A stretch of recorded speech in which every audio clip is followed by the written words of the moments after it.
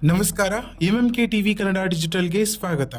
ಬೆಂಗಳೂರು ನಗರದ ಕೆಆರ್ ಪುರಂ ಸಮೀಪದ Horamavu railway under pass ಬಳಿ ಇಂದು ಮುಂಚಾನೆ ಘಟನೆಯೊಂದು ನಡೆದಿದೆ. ಭಾರೀ ಗಾತ್ರದ ಟ್ರಕ್ ಒಂದು ಅಂಡರ್ ಪಾಸ್ಗೆ ಅಳವಡಿಸಿದ ಬ್ಯಾರಿಕೇಡ್ಗೆ ಸಿಲುಕಿಕೊಂಡಿದೆ.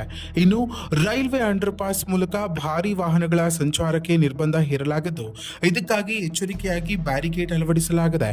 ಆದರೂ ವೇಗವಾಗಿ ಬಂದ ಟ್ರಕ್ ಚಾಲಕ ಬ್ಯಾರಿಕೇಡ್ ದಾಟಲು ಯತ್ನಿಸಿದ್ದಾನೆ. ಈ ವೇಳೆ ಟ್ರಕ್ ಬ್ಯಾರಿಕೇಡ್ಗೆ ತಗುಲಿ ಮಧ್ಯದಲ್ಲೇ ಸಿಲುಕಿಕೊಂಡಿದೆ. ಘಟನೆ ಇಂದು ಬೆಳಗಿನ ಜಾವ ಸುಮಾರು 3ರಿಂದ 4 ಗಂಟೆಯ ನಡುವೆ ನಡೆದಿದೆ. ಟ್ರಕ್ ಸಿಲುಕಿದ ಪರಿಣಾಮ ಕೆಲಕಾಲ ಸಂಚಾರ ಅಡಚಣೆ ಉಂಟಾಗಿದೆ. ನಂತರ ಟ್ರಕ್ ಹೊರತೆಗೆಯಲು ಚಾಲಕ ಸ್ವತಃ ಪ್ರಯತ್ನಿಸಿದ್ದು, ಟೈರ್ಗಳ ಗಾಳಿಯನ್ನ ಬಿಟ್ಟು ವಾಹನವನ್ನ ಬಿಡಿಸಲು ಯತ್ನಿಸಿದ ದೃಶ್ಯಗಳು ಗಮನ ಸೆಳೆದಿವೆ.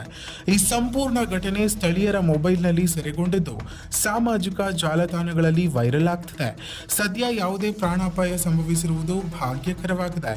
ಇನ್ನು ಪೊಲೀಸರು ಸ್ಥಳಕ್ಕೆ ಭೇಟಿ ನೀಡಿ ಪರಿಸ್ಥಿತಿಯನ್ನ ನಿಯಂತ್ರಣಕ್ಕೆ ತಂದಿದ್ದಾರೆ.